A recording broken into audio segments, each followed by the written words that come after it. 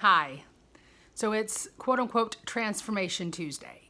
And I did do a composite picture of myself, which will be at the beginning of this video, from the day that I started doing this way of eating, which was February 5th, 2018. And then I took the picture yesterday. And there's a difference. I definitely see a difference. And that's good for my head because, the scale hasn't been moving very much for me. Or at least it hasn't been moving as much as I feel like it should, given how I feel like I'm being so strict. And no, not strict. I hate using that word. And certainly I don't feel like I've been depriving myself, although I've been depriving myself of carbs, certainly. But I just feel so amazing. I feel so different than I have felt in my life, really. Maybe I'm more aware of my body. Certainly, I'm noticing the changes that are happening, which I think are part of why my weight loss is slower than I feel it should be. I listened to the most amazing podcast. I had to make a long drive this weekend, and I listened to Joe Rogan, who's got like the top podcast of all time. And he was having a conversation with Dr. Peter Attia, who is a well-known physician. His interest is in longevity, not so much in diet. Although, if you want to live a long time, then of course how you feed and nurture yourself is part of longevity. So he did discuss diet and weight loss. And he said a couple of things that honestly, I almost had to pull over. Like I got weepy, and I'm even saying it right now, I can feel myself getting a little weepy, but I made notes. I listened to it again because I think it's just so important. Our society still spends so much time and so much there's so much anger towards fat people, as if being fat is intrinsically wrong. It's so frustrating, and it has always been so frustrating to me because, it wasn't like I sat and ate jars of mayonnaise and whole pizzas and that's how I got fat.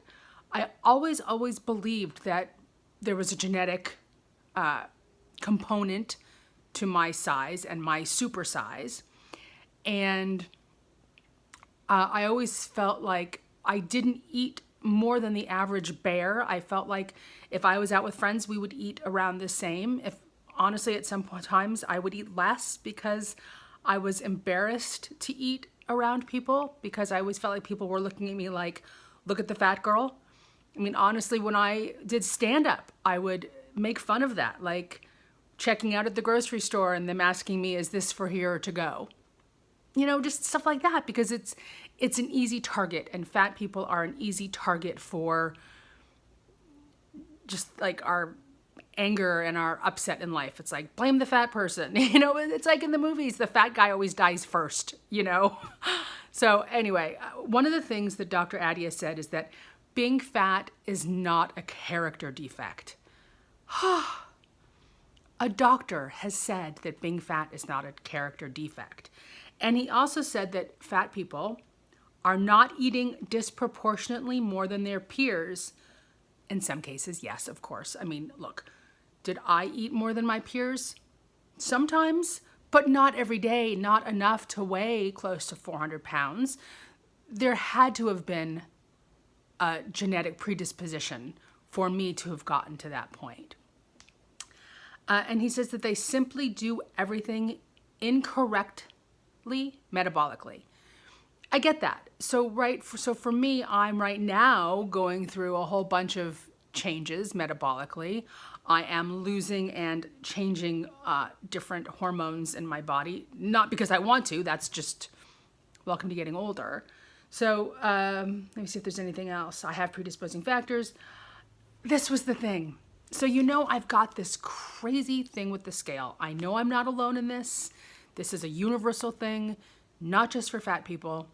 Anybody who has a relationship with the scale is an evil, evil demon. Because it's not what matters. What the scale says is not what matters. Because what Dr. Attia said, which is so brilliant, and while I feel the light bulb going off over my head, I can still hear the scale calling me. But what he said is that you don't want to lose weight, you want to lose fat. Yes, yes, I would like to lose fat. Would love to lose some of this belly fat. Would love to lose some of this thigh fat. Definitely would love to lose some of this underarm craziness, which I'm sure even as I lose weight is just going to become like a giant sail, like Dumbo ears. But yeah, I would like to lose the fat, not the weight. So that, I think, too, is why when I get on the scale, it says I've lost 40 pounds since February 5th. 5 months, 40 pounds. And the last couple months has been very, very slow because I'm working out. And I'm working out and I'm gaining muscle, creating muscle. Muscle weighs more than fat. We've had this conversation. I don't have more muscle and it doesn't weigh more than fat. A pound is a pound. We've had that conversation too. But what's happening is I weigh more because my muscles weigh more now because I built them up. Okay, so weight is irrelevant. Weight is irrelevant. I'm just going to keep saying that to myself. I may get it tattooed like, I don't know, somewhere where I'll see it all the time. Weight is irrelevant. Weight is irrelevant. So I'm not a jockey. I certainly don't have any designs on being a jockey. I'm certainly not going to box. So what the scale says doesn't matter. So that's my gift to you today. The scale doesn't matter. What the scale says doesn't matter. You want to lose weight. I lied. Oh, crap. You want to lose fat, not weight. See, it's just like it's in our heads. It's there, there, there. You want to lose fat, not weight. That's the takeaway for today. So if you are interested in watching these videos and knowing when they arrive, you can follow my YouTube channel, which is Yet Another Fork in the Road. I post tons of photos of what I'm eating and things like that on my Instagram, which is also Yet Another Fork in the Road, and on Facebook, Yet Another Fork in the Road.